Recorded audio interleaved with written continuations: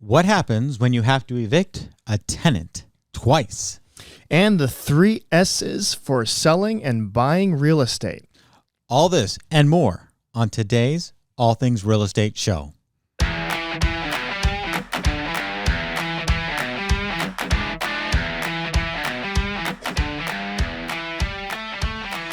Welcome back to the All Things Show. I'm Aaron, your co-host. And I am Todd, your other co-host. We are the Bald Brothers team here at Impact Properties. And if you like our show, we'd encourage you to subscribe, like, or share. And before we get into today's topics, we do want to just talk a little bit about the history that Mr. Todd Anderson himself has with friends. Oh, yeah. My history with Matthew Perry. Is that what you're getting at? That's because right. that's in the news these days. It is. Unfortunately, Matthew Perry did pass away. It was about a week ago, I think. Sure. And I was just sharing with you before the show started that when I was a student at Biola, a long time ago. A long, way back in the olden days. Way back. When you had to walk up hills both ways in the snow. One of the fun things that we would do as poor college students for entertainment is we go down to Hollywood and we would go down and basically watch, be studio audiences in some of these sitcom shows.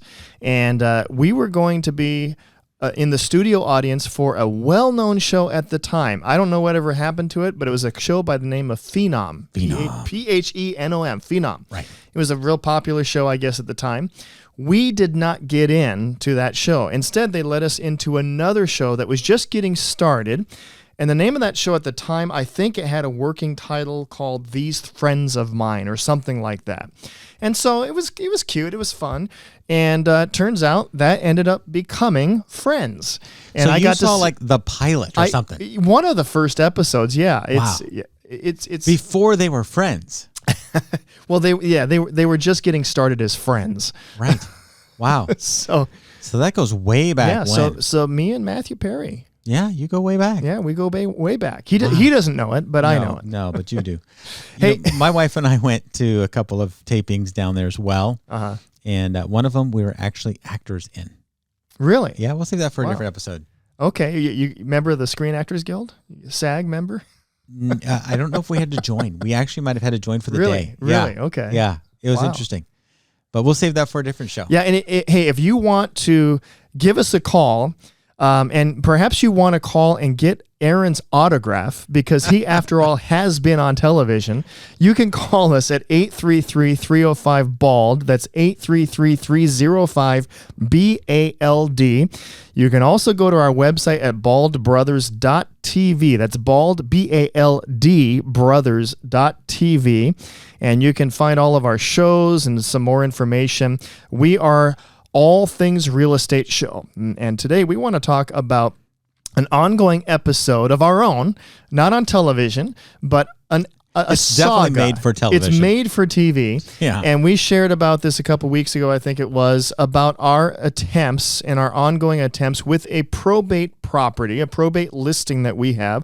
We have yet to sell the property. We haven't put it on the market yet because before we can put it on the market, we have to do a tenant eviction. Mm-hmm. And we have been in the process, and we've got some more stories to share on how that process has been going. And if you're a landlord in California, you know the pain that we have been going through. And we do know that California is a very tenant-friendly state. It is not in favor of the landlord in almost any way, shape, or form. And post-COVID, it is even more difficult to work through the eviction process. But we're happy to say that now, after 3 different visits to the property with the law enforcement, we finally have gained access to the property. So let's back up a little bit because if you haven't listened to the show back for very the truck long, up. Back the truck. Thank you very much. So, okay. We do all our own sound effects. We do. We do our own stunts too, apparently. So we are now like 3 episodes into this one story. But if you haven't gone back and listened to those episodes, you need to know that we initially had a date when the sheriff, who does a lawful eviction called a sheriff's eviction, showed up to the property. The occupant was there. And we shared, by the way, last time, you can't just call call the sheriff and say, hey, come evict Right. my tenant. Right. There has to be an actual order. Yeah, court order. Yep, court order. And we received that, and we received notice from them. Okay, we're going to go do it right now. So we had to immediately act. That's right. And be down there. At the time, you weren't available, so I was the one that went Right. down there. And we shared in a previous episode, long standoff. It was determined. We found out in the process that the occupant, I'm calling him the occupant, not even the tenant, but the occupant had some serious mental health issues, and there was a potential for safety concerns. Yeah. And so we had to wait for a psychiatric evaluation team to come down. And long story short, we were unsuccessful. That's right. They left. They left. Without doing the eviction. He was unwilling to leave, and they were unwilling to use force to force the eviction. And so at that time, we came up with the plan to basically monitor the property and notify their team as soon as he was away. That involved us actually going down. The neighbor was very cooperative and helpful with us. She allowed us to install a security camera on her property. That's right. That monitored his property so we could see when he was actually leaving. Because in order to actually do the eviction, they just needed to wait for him to be gone so they could go in and officially evict him and post the notice. That's right. So door number 1 didn't work. Now we're at door number 2. Should I do sound effects for that? Sure. Knocking on the knock, knock, knock. Yeah, that that's terrible. Was really That's bad. terrible. Let's not even redo that. No. Can I do that? No. Okay, so we are now at ding door dong. number 2. Just be quiet, Todd. We're at door number 2, and we know that he is leaving. We got notification. Now remember, the law enforcement has access to this camera. So they're watching. That's right. We're watching. The neighbor's watching. Yep. There's several of us have access to this security camera. Early morning, before 7 a.m., we get a call. Everybody's jumping into action. He has left the building. Within 20 minutes, Todd, the law enforcement officer was there. They were there. About 40 minutes later, I finally arrived, and they had already got access to the property, and they posted a notice on the inside, and They left. they left. So Aaron gets there. Now I live further away, so I was unable to get there. Well, you were like leaving on vacation. I was gonna, I was also going to be leaving on vacation. Yeah, That's you were true. just on vacation, But leaving even me if I to do the work. wasn't, Yeah, you were farther away. So, but hey, I got the first one. yeah, that's right. You got the first one. So you get there, I get there. and the sheriff's office, they've left. They're gone. And I'm like, what am I supposed to do if he Yeah. comes back? They said, well, call the local PD. Yeah. Thanks a lot. Okay. And by the way, we should note we are strong supporters of law enforcement. In fact, you and I both have several friends in law Yes, we do. enforcement, both county and city. So this Yes. is not a strike against law enforcement, but it did kind of leave us in a position where we We felt vulnerable, felt a little bit vulnerable. right? Because we didn't know who this person was. We know there's mental health issues, Yeah. and now we're left to deal with him on our own. So I got to tell you, I was a little bit nervous. Yeah. Because I'm down there, and also I've called the locksmith, and we've activated the locksmith. He's there. He's changing out the locks. Activate locksmith. That's right. And so we got the locksmith there. We're changing the locks, and now police are gone. Now the locksmith comes to me and says, I got to leave. I'm like, where are you going? What are you talking about? I have to go back to the office and grab the new set of locks. And I'm thinking, you got to be kidding me. You did not bring him with you? Now, mind you. Last minute notice. We probably woke him up Yeah. in the morning, and he just drove right over there. So he leaves. Now I'm left to secure the building. Thankfully, I had other locks with me. And then while he's gone, something happened. But before we tell you, let me encourage you to head over to our website. It's a cliffhanger. It is a cliffhanger because we want you to go to baldbrothers.tv, and we want you to call us if you have questions about real estate.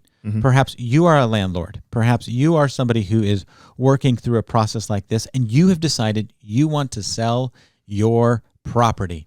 You're done being a California landlord. You want to 1031 exchange that property to somewhere else in the country, and we want to help you. Because we have investors who will buy properties like this without even making you go through the process of an eviction. Yeah. What's that website again? It is baldbrothers.tv. Yep. And you can go there and you can get our phone number there. But guess what? I'll tell you our phone number as well. You're so nice, Todd.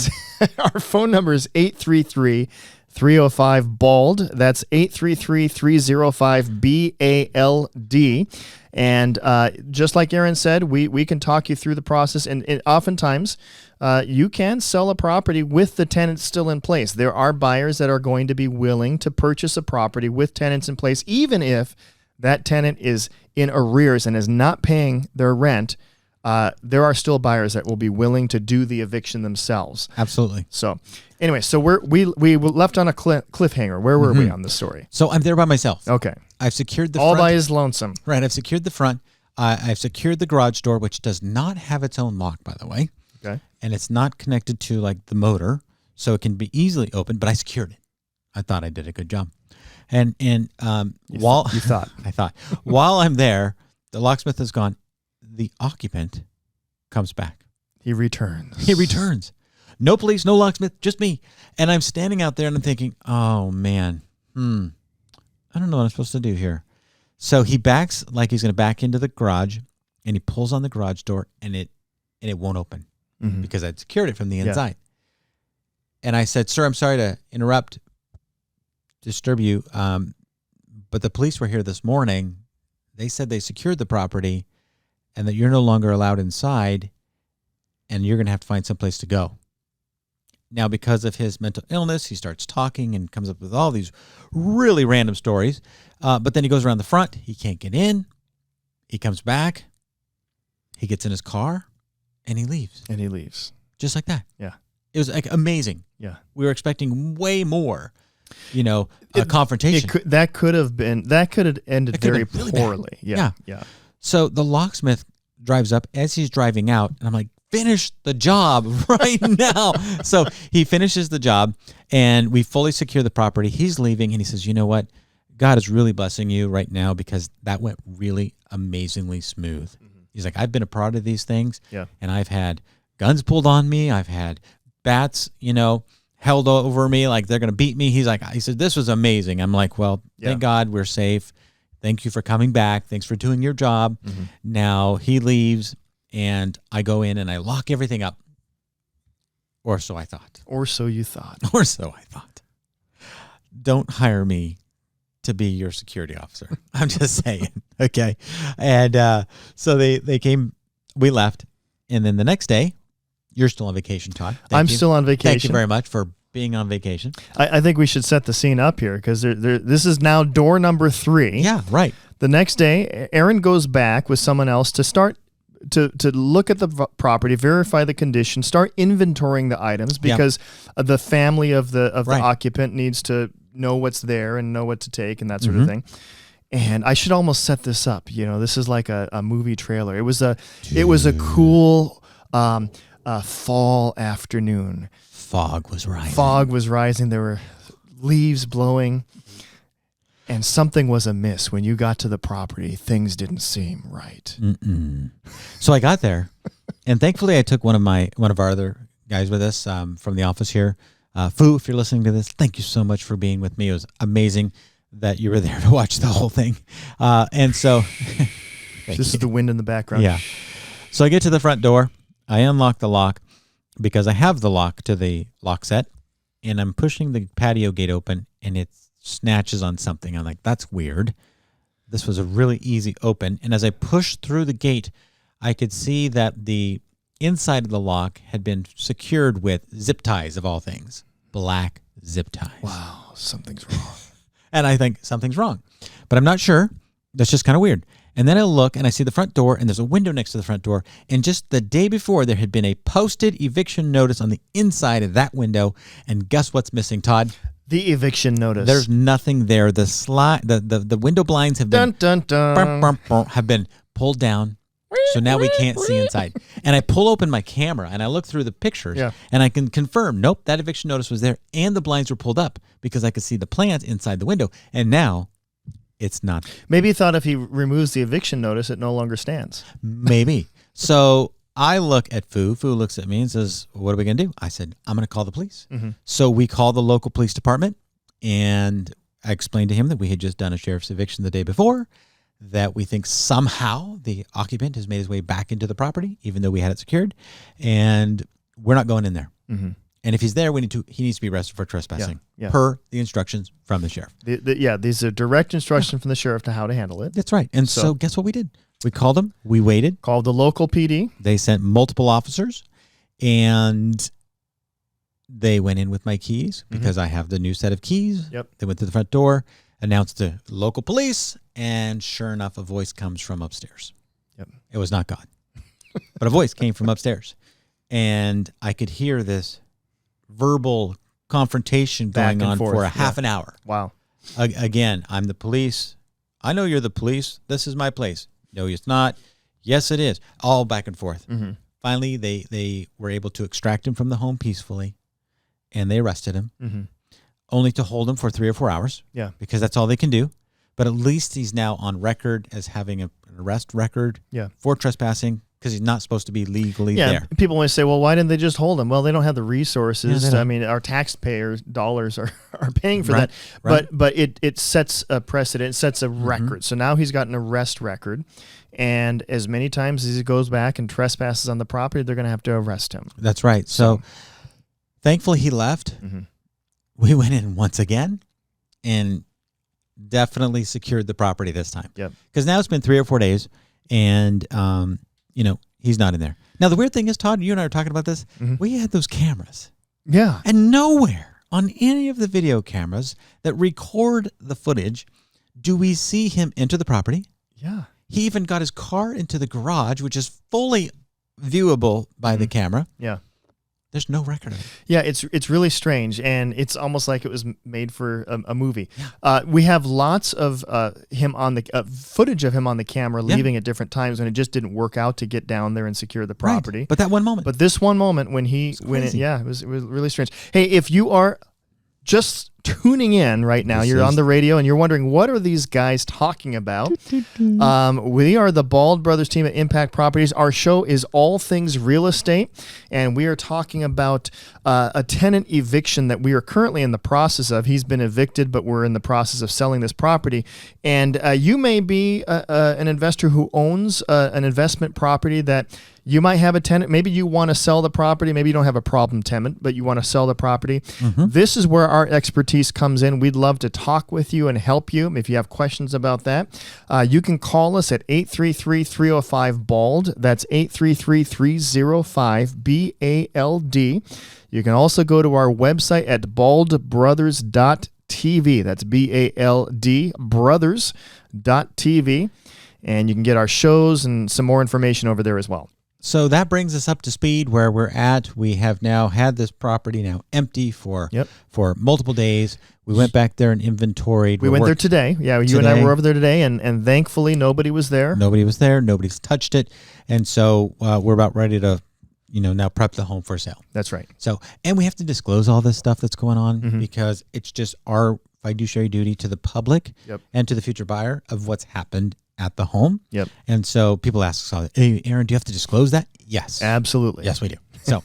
So let's now move and transition to this little second bonus segment for today. What are the 3 S's and what are we talking about? The 3 S's, can I do it? For buying and selling real estate. Oh, that's so lame. Yeah, it's the 3 S's. 3 S's. Now, when we're talking about the 3 S's, I mean, there's lots of things involved with buying and selling real estate. We're talking about physical aspects of the property that can make or really break a transaction. These are things that when a buyer comes through and does their inspections, these are kind of the major areas that can cause problems with an escrow, whether you're a buyer or a seller. Now, we're not talking about just simple little cosmetic things, but we're talking about major issues. And so if you're a seller, you want to take care of these. Yes. If you're a buyer, you want to make sure they're taken care of. Let's start with the first S. First S is safety. Safety issues. This is broken glass. This is, a gas leak or anything like that is going to cause safety harm or harm to somebody. Yeah, those issues have to be repaired. Improper electrical wiring that could lead towards a fire. Yeah, those are pretty. Even smoke detectors, carbon monoxide detectors, those are safety issues. And, with buyers buying with VA and FHA loan, these are big deals, like the safety issues, peeling paint, lead-based paint. broken windows, ovens that don't work, heaters that don't work. Those are kind of safety issues, and they have to be taken care of. The next S. Next S is structure. Structure. Not a place to buy your clothing. Is that still around? Structure? I think it is. I don't know. They got bought by, I think they got bought by Sears and put in Sears, and then Sears went in. I don't think anybody's wondering where Todd buys his clothing. I don't think that's. We don't care about structure. But we do care about structure when it comes to the structure of a property, of real estate. And so this can be a major issue because usually not fixable. Yes, usually not fixable, or if it is fixable, there is a high price tag to it. And we've had some of these properties that we've sold. Couple of issues like cracked or foundations. Foundation issue would be one of the biggest ones. Yeah. We also have structural integrity issues like with roof rafters. That's right. I sold a house one time and they had taken a shingled roof off, a composition shingle, a very lightweight shingle, and they replaced it with the concrete shingles. Those are very heavy. Yes. And if you go through the proper permitting process, the city's going to require you to reinforce your rafters so that the roof doesn't collapse under the weight. Yeah. They didn't do that. And so it was very obvious that the roof was bowing because of the excess weight caused by the new shingles. That's a structural issue. Yeah. And sometimes you're unaware that these issues are. Now, other times you can see, like if you're walking through, you can see crumpling in walls if there's a structural issue. Now, sometimes there might have been earthquakes or settling. There might be cracks in the wall. That doesn't necessarily mean that there's structural issues, but it does oftentimes, in the eyes of a buyer, could potentially lead to towards something. Settling is a good one. Also, slippage. Like if you're on a hillside, are you losing the ground underneath your home? So those are major issues that have to be identified and have to be addressed in escrow to make sure that both the buyer and seller understand what's happening to the structure. Yep. So the first S was safety. The second S is structure. The third S is systems. Your major home systems. And if you think of your home, just like your body, you've got your your cardiovascular system, you have your muscular system. Your home has the same Welcome to Biology with Todd. Yeah, so you've got your plumbing, you've got your electrical, you've got all the different systems. If you think of it in terms of that, that's a good way to think of it. Yeah, so your heating and air conditioning system. Your HVAC. How is that doing? Your main drain sewage line, is that clogged, and do you need to get some Roto-Rooter out there and take care of that? Yeah. Your roofing system. We talked about that as a structure, but that's also a system. It's also a system. What's the age of the roof? Electrical. Electrical's a big one. Do you have GFCIs? Plumbing. Do we have leaky pipes everywhere? Yep. Those are systems. And so these three are generally very costly items, these three S's. And as you are looking at purchasing a home, you want to make sure that you evaluate those. You want to make sure that you put a cost on those that you think it's going to take. And then if you're in the negotiation process, you're going to ask for those items to be either fixed, repaired, or credited. And always remember this. In California, it's an as-is sales state. So even if you find safety problems, even if you find structural problems, even if you find system problems, does the seller have to repair them? No. Not at all. Now, normally what will happen is the buyer will issue some sort of a request for some sort of repairs, and the seller can choose to do it, choose to say, I'm not doing a thing, or in most cases, negotiate some form of repairs or credits back in lieu of doing those repairs. And we can talk more, and we have talked about that, and we can talk more about that at another time. But it's important for you, if you own property or if you're buying property, to understand these are three of the major issues when it comes to the inspection of a property that you need to consider. And if you're looking at selling a property, it might behoove you to spend a few extra $100 just to get an inspection report so you know ahead of time what some of the potential issues may be. And in some cases, you may want to do some of those repairs ahead of time. That's right. And so if you're in that process of buying and selling, call an expert. And we'd love to be that expert that you call. So give us a call at 833-305-BALD. And before we wrap up today's show, just want to say a quick thanks to our sponsors, Beacon Escrow, Crosswalk Mortgage. Go over to our website at baldbrothers.tv, and you can scroll down and you can click on links to those websites. We'd love to support them just as they have supported us over the years. Thanks for listening to the All Things Real Estate Show. The Bald Brothers team is a licensed DBA of Impact Properties, Inc., Licensed by the California Department of Real Estate number 019226671. If you'd like to reach us, you can call us at 833-305-BALD, or you can reach us online at baldbrothers.tv. Equal housing opportunity.